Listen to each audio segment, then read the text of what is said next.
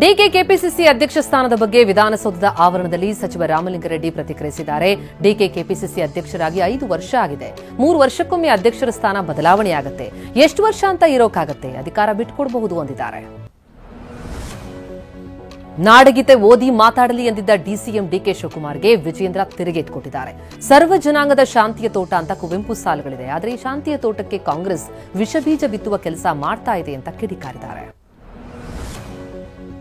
ಸರ್ಕಾರಿ ಗುತ್ತಿಗೆಯಲ್ಲಿ ಮುಸಲ್ಮಾನರಿಗೆ 4% ಮೀಸಲಾತಿ ವಿಚಾರಕ್ಕೆ ತುಷ್ಟೀಕರಣ ನೀತಿ, ರಾಜಕೀಯ ನೀತಿಯನ್ನ ವಿರೋಧ ಮಾಡ್ತೀವಿ ಅಂತ ವಿಜೇಂದ್ರ ಹೇಳಿದ್ದಾರೆ. ನಾವು ವಿರೋಧ ಮಾಡ್ತೀವಿ, ಆದರೆ ನಾವು ಮುಸಲ್ಮಾನರ ವಿರೋಧಿ ಅಲ್ಲ. ಅಬ್ದುಲ್ ಕಲಾಂರನ್ನ ರಾಷ್ಟ್ರಪತಿಗಳಾಗಿ ಮಾಡಿದ್ದೀವಿ ಎಂದಿದ್ದಾರೆ. ತಾಕತ್ತಿದ್ರೆ ಮುಸಲ್ಮಾನರಿಗೆ ಎಂಎಲ್ಸಿ ಸ್ಥಾನ ಕೊಡಿ ಎಂಬ ಡಿಕೆ ಹೇಳಿಕೆಗೂ ವಿಜೇಂದ್ರ ಕೌಂಟರ್ ಕೊಟ್ಟಿದ್ದಾರೆ.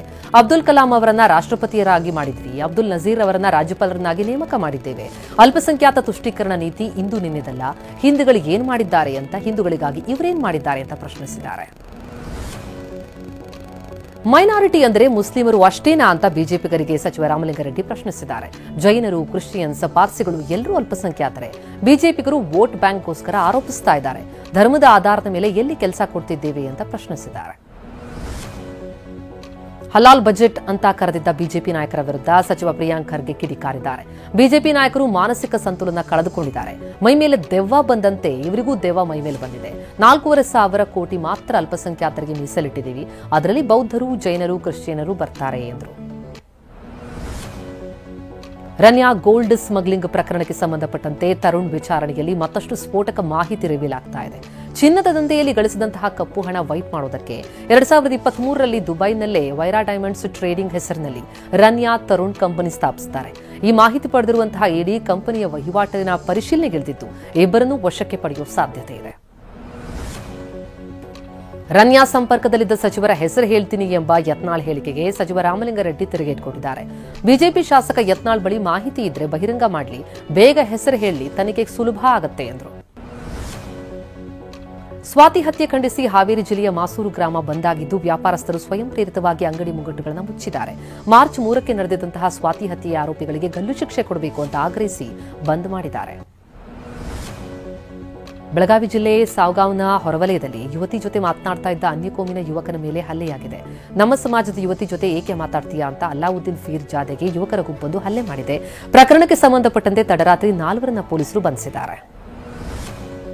ಮನೆ ಮೇಲ್ಚಾವಣಿ ಕುಸಿದು ಹಸು ಸಾವನ್ನಪ್ಪಿದ ಘಟನೆ ಗದಗ ಜಿಲ್ಲೆ ಮುಂಡರಗಿ ತಾಲೂಕಿನ ಡೋಣಿ ಗ್ರಾಮದಲ್ಲಾಗಿದೆ. ಮಹದೇವಪ್ಪ ಕುಲಕರ್ಣಿ ಎಂಬುವರ ಮನೆಯಲ್ಲಿ ಅವಘಡ ಸಂಭವಿಸಿದೆ. ಅದೃಷ್ಟವಶಾತ್ ಮನೆಯಲ್ಲಿದ್ದ ಮಹದೇವಪ್ಪ, ಪತ್ನಿ ಲಲಿತಮ್ಮ, ಮಕ್ಕಳಾದ ಪ್ರಶಾಂತ್, ಶಂಕರು ಪಾರಾಗಿದ್ದಾರೆ.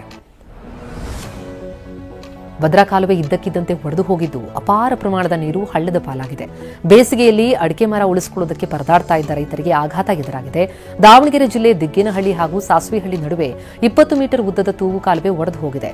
ತಕ್ಷಣ ಸೂಕ್ತ ಕ್ರಮ ಕೈಗೊಂಡು ದುರಸ್ತಿ ಮಾಡಿ ರೈತರ ಜಮೀನಿಗೆ ನೀರು ಬಿಡಿ ಅಂತ ರೈತರು ಆಗ್ರಹಿಸಿದ್ದಾರೆ.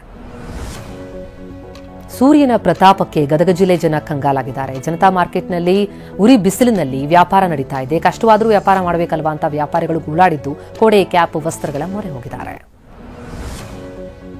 ಗ್ಯಾರಂಟಿ ಯೋಜನೆಗಳಿಂದಾಗಿ ತೆಲಂಗಾಣದ ಕಾಂಗ್ರೆಸ್ ಸರ್ಕಾರ ದಿವಾಳಿಯಾಗಿದೆಯಾ ಎನ್ನೋ ಅನುಮಾನ ಹುಟ್ಟಿದೆ. ಯಾಕಂದ್ರೆ ನೌಕರರ ಸಂಬಳ ಕೊಡೋದಕ್ಕೆ ಕಷ್ಟ ಆಗ್ತಿದೆ ಅಂತ ಮುಖ್ಯಮಂತ್ರಿ ರೇವಂತ್ ರೆಡ್ಡಿ ಹೇಳಿದ್ದಾರೆ. ರಾಜ್ಯದ ಹಣಕಾಸು ಸ್ಥಿತಿ ಹದಗೆಟ್ಟಿರೋದ್ರಿಂದ ತುಟ್ಟಿ ಭತ್ಯೆ ಹೆಚ್ಚಳ ಮಾಡಲು ಸಾಧ್ಯ ಇಲ್ಲ ಅಂತ ಸ್ಪಷ್ಟಪಡಿಸಿದ್ದಾರೆ. ಪಂಜಾಬ್ನ ಅಮೃತಸರದ ದೇವಾಲಯದ ಮೇಲೆ ಗ್ರೆನೇಡ್ ದಾಳಿ ನಡೆಸಿದ ಆರೋಪಿಯನ್ನ ಎನ್ಕೌಂಟರ್ನಲ್ಲಿ ಹತ್ಯೆ ಮಾಡಲಾಗಿದೆ. ರಾಜಸನ್ಸಿ ಪ್ರದೇಶದಲ್ಲಿ ನಡೆದಂತಹ ಎನ್ಕೌಂಟರ್ನಲ್ಲಿ ಗಾಯಗೊಂಡಿದ್ದ ಗುರುಸಿದ್ದಕ್ ಮೃತಪಟ್ಟಿದ್ದಾನೆ. ಮತ್ತೋರ್ವ ಆರೋಪಿ ವಿಶಾಲ್ ಪರಾರಿಯಾಗಿದ್ದಾನೆ. ಎನ್ಕೌಂಟರ್ನಲ್ಲಿ ಗಾಯಗೊಂಡಂತಹ ಪೊಲೀಸ್ ಕಾನ್ಸ್ಟೇಬಲ್ ಗುರುಪ್ರೀತ್ ಸಿಂಗ್ಗೆ ಆಸ್ಪತ್ರೆಯಲ್ಲಿ ಚಿಕಿತ್ಸೆ ಕೊಡಲಾಗುತ್ತಿದೆ. ಜಮ್ಮು ಕಾಶ್ಮೀರದ ಕುಪ್ವಾರ್ ಜಿಲ್ಲೆಯಲ್ಲಿ ಭದ್ರತಾ ಸಿಬ್ಬಂದಿ ಮತ್ತು ಭಯೋತ್ಪಾದಕರ ನಡುವೆ ಗುಂಡಿನ ಚಕಮಕಿ ನಡೆಯಿತು. ಕುಮಹುರಾ ಗ್ರಾಮದಲ್ಲಿ ಭಯೋತ್ಪಾದಕರು ಅಡಗಿದ್ದಾರೆ ಎಂಬ ಮಾಹಿತಿ ಮೇರೆಗೆ ಶೋಧ ಕಾರ್ಯಾಚರಣೆಯ ವೇಳೆ ಉಗ್ರರು ಗುಂಡಿನ ದಾಳಿ ನಡೆಸಿದಾಗ ಭದ್ರತಾ ಪಡೆಗಳು ಪ್ರತಿ ದಾಳಿ ಮಾಡಿವೆ. ಪಿಎಫ್ಐ, ಸಿಮಿ ಸೇರಿ 67 ಸಂಘಟನೆಗಳು ನಿಷೇಧಿತ ಉಗ್ರ ಸಂಘಟನೆಯ ಪಟ್ಟಿಗೆ ಕೇಂದ್ರ ಗೃಹ ಸಚಿವಾಲಯದಿಂದ ಸೇರಲ್ಪಟ್ಟಿವೆ. ಕಾನೂನು ಬಾಹಿರ ಚಟುವಟಿಕೆಯಲ್ಲಿ ಭಾಗಿಯಾದ ಈ ಉಗ್ರ ಸಂಘಟನೆಗಳನ್ನು ಯುಎಪಿಎಯ ಸೆಕ್ಷನ್ 35 ರಡಿ ಉಗ್ರ ಸಂಘಟನೆಗಳ ಪಟ್ಟಿಗೆ ಸೇರಿಸಲಾಗಿದೆ. ಇವತ್ತು ಪುನೀತ್ ರಾಜ್ಕುಮಾರ್ 50ನೇ ಹುಟ್ಟುಹಬ್ಬದ ಸಂಭ್ರಮ. ಅಪ್ಪು ಅಗಲಿ 3 ವರ್ಷ ತುಂಬಿದ್ರು ಅಭಿಮಾನಿಗಳ ಮನಸ್ಸಲ್ಲಿ ಅಪ್ಪು ಅಜರಾಮರ. ಅಪ್ಪು 50ನೇ ಹುಟ್ಟುಹಬ್ಬದ ಹಿನ್ನೆಲೆ ಅಭಿಮಾನಿಗಳಲ್ಲಿ ಸಂಭ್ರಮ ಇಂದು ಮನೆ ಮಾಡಿದೆ. ಬೆಂಗಳೂರಿನ ಕಂಠೀರವ ಸ್ಟುಡಿಯೋದಲ್ಲಿ ಅಪ್ಪು ಅಭಿಮಾನಿಗಳ ಸಾಗರವೇ ಸೃಷ್ಟಿಯಾಗಿದೆ.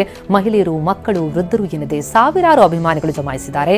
ನಿನ್ನೆ ಮಧ್ಯರಾತ್ರಿಯಿಂದಲೇ ಅಪ್ಪು ಅಪ್ಪು ಅಂತ ಕೂಗ್ತಾ ಸಂಭ್ರಮಿಸ್ತಾ ಇದ್ದು ಅಪ್ಪು ಸಮಾಧಿಯ ದರ್ಶನ ಪಡೆದಿದ್ದಾರೆ. ದೊಡ್ಡಮನೆ ಕುಟುಂಬದವರು ಕಂಠೀರವ ಸ್ಟುಡಿಯೋಗೆ ಆಗಮಿಸಿ ಅಪ್ಪು ಸಮಾಧಿಗೆ ಪೂಜೆ ಮಾಡಿದ್ರು. ಅಶ್ವಿನಿ ಪುನೀತ್ ರಾಜ್ಕುಮಾರ್ ಮಕ್ಕಳು ಭಾಗಿಯಾಗಿದ್ರು. ರಾಘಣ್ಣ ಕುಟುಂಬದವರು ಕೂಡ ಜೊತೆಗಿದ್ರು. ಅಭಿಮಾನಿಗಳು ಅನ್ನದಾನ, ರಕ್ತದಾನ ಸೇರಿ ರಾಜ್ಯದ ಹಲವೆಡೆ ವಿಶೇಷ ಕಾರ್ಯಕ್ರಮಗಳ ಆಯೋಜನೆ ಮಾಡಿದ್ದಾರೆ.